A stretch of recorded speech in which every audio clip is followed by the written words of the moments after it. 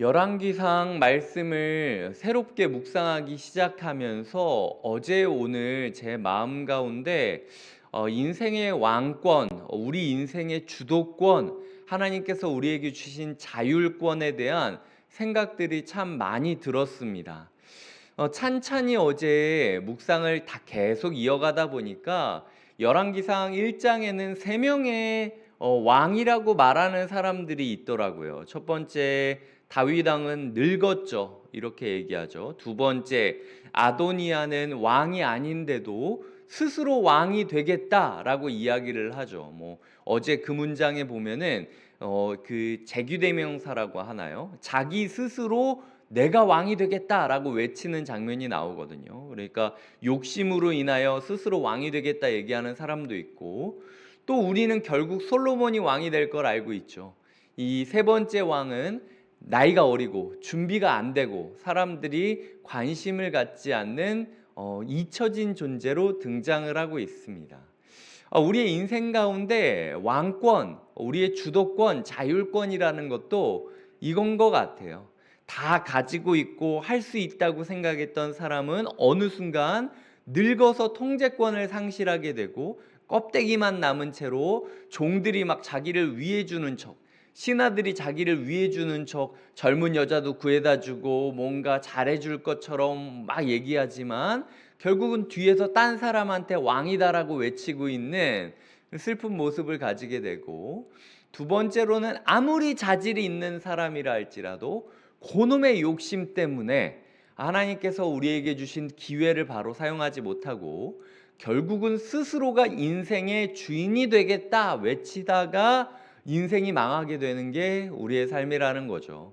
세 번째로는 하나님이 불러주셨는데도 불구하고 나이가 어리고 준비가 안 되고 아직은 미약하고 그래서 아무도 관심 갖지 못하고 저 멀리 구석대기에서 그냥 어떻게 해야 되나 발만 동동 구르는 솔로몬 같은 게 또 우리 그리스도인들의 모습이기도 합니다. 하나님께서 열왕기상을 시작하며 왕들에 대해서 얘기를 하려는데 인간 왕이 도대체 뭐냐라는 이야기를 하면서 다윗, 아도니아, 솔로몬 너희는 이 셋 중 하나를 분명히 해당할 거고 이 셋의 길을 거칠 수도 있다. 아도니아처럼 다 될 수 있다라고 생각할 수도 있고 솔로몬처럼 약속을 받았음에도 움츠려들 수 있고 다윗처럼 주도권을 가지고 살더라도 어느 순간 껍데기만 남은 상태일 수 있다라고 이야기를 하는 거죠. 그런데 오늘 본문을 11절부터 27절까지를 제가 묵상하면서요, 가장 많이 등장했던 문구가 내주 왕이요, 내주 왕께, 이 말이 계속 반복됩니다. 제가 오늘 새벽에 이 말씀을 묵상하며 마치 하나님이 제 마음을 땅땅 때리며 껍데기밖에 남지 않은 다윗에게 야 그래도 네가 왕이야, 그래도 네가 지금 이거 안 하면 아무도 못해, 이거 네가 조정해줘야 되는 거야 라고 하나님께서 우리의 마음을 쾅쾅쾅쾅 내 주 왕이여 이거 네가 아니면 누가 하니, 네가 아니면 할 사람이 없어 라고 문을 두드리는 목소리를 묵상하게 되었다라는 거죠. 다윗에게는요 굉장한 문제가 있었는데 6절에 보면은 그의 아버지가 내가 어찌하여 그리하였느냐고 하는 말로 한 번도 그를 섭섭하게 한 일이 없었더라. 이게 아도니아가 잘했다라는 얘기이기도 하지만요 다윗이 교육을 하지 않았다라는 얘기도 맞아요. 이 다윗이 첫째 아들은 욕종을 잘못 휘둘러서 결국 죽게 되죠, 형제의 손에. 그런데 이게 누구의 문제입니까? 다윗 자신의 문제이기도 했어요. 그러니까 첫째 아들한테 아무 말 하지 못했고 그러다가 첫째 아들이 죽죠. 둘째 아들은 어떻게 살다가 갔는지도 모르는 정도로 잊혀진 아들입니다. 셋째 아들 압살롬은 죄를 지었는데도 다윗이 적극적으로 회개시키지 못했기 때문에 결국은 반역을 일으켜 죽었죠. 이런 일들 때문에 다윗 마음 가운데 위축이 돼버린 겁니다. 하나님께서 왕권을 주셨는데 반복되는 실수와 나의 연약함으로 인하여 그 왕권을 활용하지 못하고 아무 말 하지 못하고 끙끙대기만 하는 게 지금 다윗의 삶의 문제였다라는 거죠. 그러면 안 된다고 지금 나단이 땅땅거리며 하나님의 음성을 전하고 있다라는 거예요. 하나님께서 오늘 우리에게 이야기합니다. 너 부족한 거 알아. 너 연약한 거 알아. 너 실수한 거 알아. 때로는 가족한테, 때로는 교회에게, 때로는 이 사회 가운데 네가 어물어물거리고 혹은 뭔가 움직이려고 그래도 실수했던 것 알지. 그렇다고 해서 아무것도 안 하고 있으면 안 된다. 안 되면 안 되는 대로 나를 의지하면서 달려들어야지. 그냥 아무것도 안 하고 그 왕의 면류관만 쓰고 있다고 왕이라고 착각하지 말아라. 내 주 왕이여, 내 주 왕께서. 계속해서 반복되는 이 문구가 하나님께서 우리에게 외치는 문구라는 거죠. 두 번째로는요, 보라라는 말이 계속해서 반복되고 있습니다. 이거는 한글 성경에는 잘 등장하지 않는데요. 14절에 보면 보라 당신이 이런 식으로 강조형을 뜻하는 보라라는 단어가 등장하고요. 그리고 18절에 이제 보라 아도니아가 왕이 되었어도 라고 보라라는 단어가 또 강조형으로 들어가고 있습니다. 22절에 보라 밧세바가 라고 밧세바가 들어오는 걸 강조하고 있고요. 23절에 선지자 나단이 여기 있나이다. 이 여기 있나이다 라는 말이 선지자 나단이 보십시오 라고 말하니 그가 왕 앞에 들어와서 라고 이야기를 하며 보라라는 단어가 등장하고 있습니다. 25절에 중간에 보면 보라 그들이 아도니아 앞에서 먹고 마시며 라고 이야기를 할 때 보라라는 단어가 등장하고 있다라는 거죠.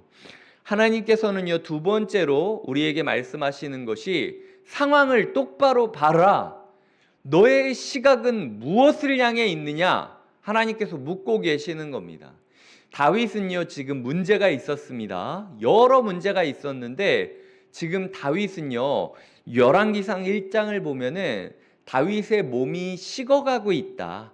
다윗의 체온이 낮아지고 있다. 라는 부분에만 초점을 두고 있다라는 거예요. 그래서 신하들이 그것을 회복시켜 주기 위해 젊은 처녀 하나를 구하기 위하여 아비삭을 데려와 왕 옆에 붙여 두었다라는 거죠. 이게 굉장히 비꼬는 그 문구인 게 왜 그러냐면요, 1절에 보면 이불을 덮어도 따뜻하지 아니한다 라고 이야기하는 이 따뜻하지 아니하다라는 단어가요, 학자들 사이에서는 체온이 떨어지는 심장 질환일 수도 있고 어쩌면은 많은 학자들이 발기부전이다라고 이야기를 하곤 합니다. 그렇게 욕정을 내고 이랬던 다윗이 지금은 발기부전이 돼버린 거예요. 그러니까 다윗도 그렇고 신하들도 그렇고 어떻게든 예쁜 여자를 찾아다가 놓으면 이 성적인 문제가 회복이 되고 정력을 찾겠지라는 마음으로 다윗에게 이거를 이제 해결해 주려고 한다라는 거죠. 요게 다윗의 문제였다라는 거죠. 다윗은 지금 자기의 몸이 식고 있는 것 혹은 자기가 발기부전이라는 상황에만 매몰돼요. 인생의 문제가 그거밖에 없었던 겁니다. 그러니까 이것만 보고 있는 거예요. 지금 나라가 뒤집히고 있고 자기 아들이 두 번째 쿠데타를 일으키는 그 와중인데도 불구하고 다윗의 눈에는 자기의 문제만 남아 있었다라는 거죠. 이게 남 얘기입니까? 우리의 삶에 집을 구하지 못하고 월세를 어떻게 해야 될지, 나는 청약을 넣어야 될지, 아니면은 내가 누구랑 결혼을 해야 될지, 우리 아이가 대학은 어떻게 되고 취업은 어떻게 해야 될지, 내가 교회 가운데 이런 문제가 있는데 이 인간관계가 어떻게 해야 될지, 우리 또한 하나님이 보시기에는 아무것도 아니라고 느껴질 정도의 어떤 일을 너무 큰 문제로 여기며 우리가 보고 있기 때문에 문제를 문제로 여기지 못하는 경우도 있다라는 겁니다. 이 어떤 문제가 있다고 생각을 해봅시다. 이 문제는 이렇게 크고 어떤 문제는 완전 조그매요. 실제적으로 우리가 봤을 때, 우리에게 느껴질 때 어떤 문제가 더 크게 느껴지는지 아십니까? 작은 문제라 할지라도요, 가까이 보고 있으면 이 문제밖에 안 보입니다. 하나님께서 오늘 우리에게 말씀하고 있는 거죠. 네가 갖고 있다라고 여겨지는 너희 인간관계의 문제, 가족의 문제, 너 자신의 문제가 어쩌면 네가 그 문제만 너무 가까이서 보고 있기 때문에 오히려 이 문제를 큰 문제로 여기고 지나치지 못하는 수도 있다라는 걸 말씀하고 있다라는 거예요. 때로는 요 작은 문제에 집착할 게 아니라 큰 문제를 해결하고 나면 요 돌이 굴러가면서 이 작은 거를 그냥 아무것도 아닌 걸로 같이 흘러가게 만들 수도 있는데, 우리는 요것만 보고 있기 때문에 진짜 우리의 삶의 문제가 무엇인지를 느끼지 못하고 있다라는 거죠. 하나님께서 우리의 삶에 내 남편을, 내 아이를, 우리 교회 식구들을 이렇게 왜 만드셨을까? 나한테 이렇게 왜 이런 상황을 주셨을까? 괴로워할 수 있습니다. 자연스러운 태도죠. 하지만 기억하셔야 될 건, 내가 내 인생에서 하나님께 받은 왕권을 제대로 행사할 수 있을 정도로 신앙생활이 성숙하게 되면요, 어느 순간 그 문제들은 아무것도 아닌 것으로 치워버릴 수 있게 된다라는 거죠. 그렇기 때문에 문제의 우선순위를 제대로 봐야 된다라는 거예요. 이게 두 번째로 오늘 열왕기상 말씀이 우리에게 주는 인생의 해답이라는 거죠. 왕권을 잃어버렸던 사람들에게 주는 첫 번째 해답은, 너는 왕이다. 내가 아직도 너에게 기회를 줬고 내가 아직도 너에게 주권을 주었다. 위임했다. 아직도 너는 왕 같은 제사장이다. 이게 하나님의 해답이라면, 두 번째 해답은 뭐가 문제고 뭐가 문제가 아닌지 똑바로 봐라.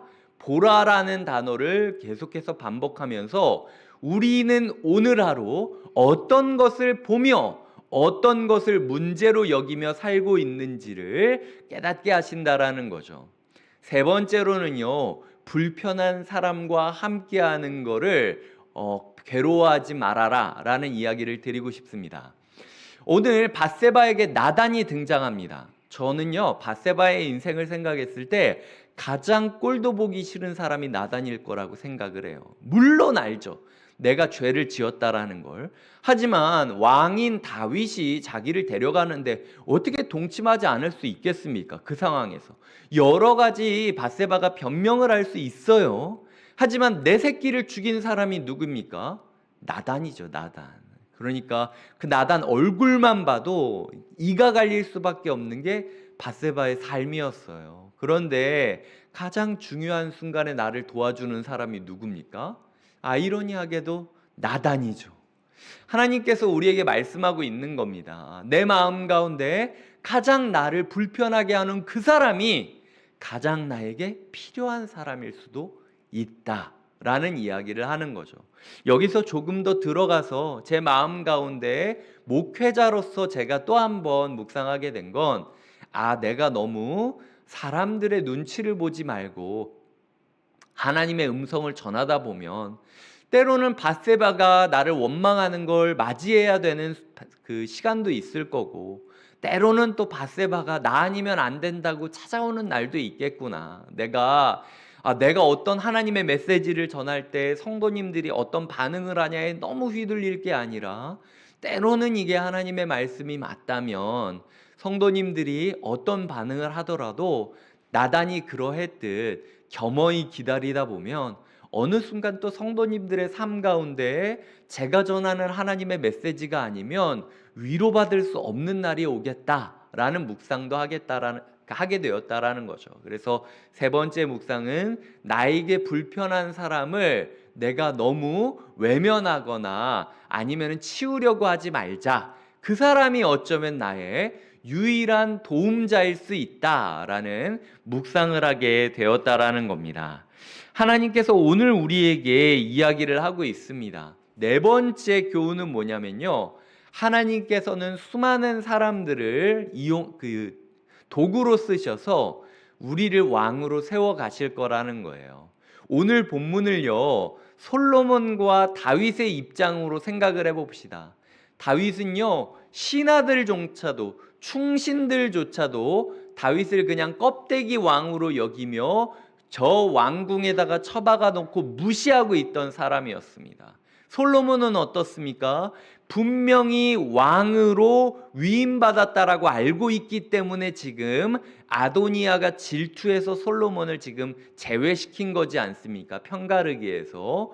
그 정도로 당시 사람들은 솔로몬이 왕의 후보자 중 하나다, 후보자일 것이다 생각했음에도 불구하고 솔로몬을 아무것도 아닌 것처럼 여기고 있지만, 아무것도 아닌 솔로몬, 아무것도 아닌 다윗을 하나님께서는 사람들을 사용하셔서 왕답게 세워가고 계시다라는 거죠. 인생은요, 홀로 사는 게 아닙니다.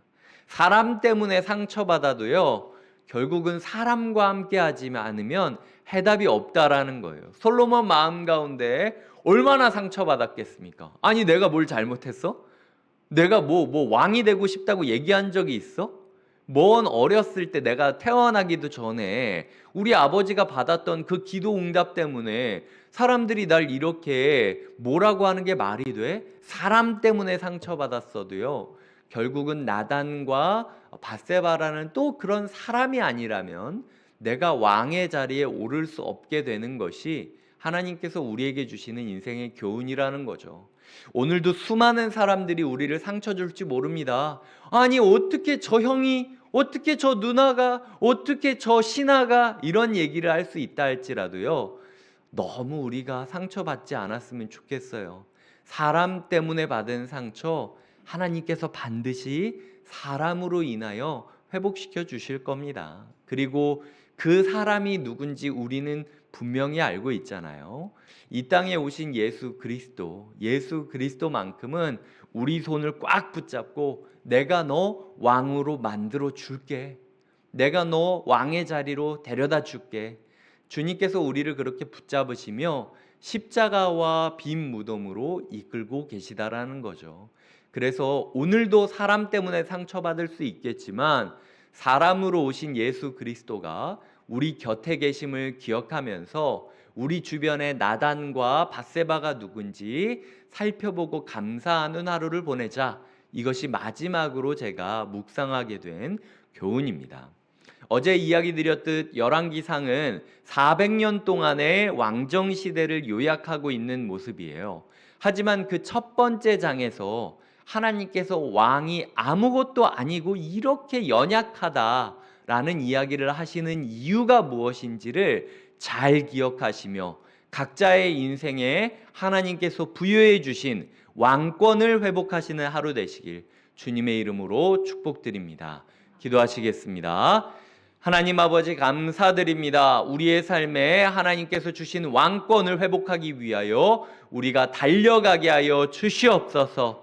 하나님 아버지, 우리가 하나님의 왕 같은 제사장임을 깨닫게 하여 주시고 우리의 인생의 시각을 바로 회복하며 때로는 나를 불편하게 했던 사람들과 동행하고 의지함으로 사람에게 받았던 상처, 예수 그리스도를 위시하여 하나님이 허락하신 사람들로 인하여 위로받고 동역하며 왕답게 세워지는 하루 되게 하여 주시옵소서. 이 자리에 있는 모든 성도님들 주님께서 축복하여 주시고 영상으로 함께하는 모든 성도님들 동일한 은혜 부어주시며 하나님께서 어떻게든 우리의 삶을 끌고 가시는 은혜를 경험하는 하루가 되게 하여 주시옵소서. 감사하고 예수님의 이름으로 기도드립니다. 아멘.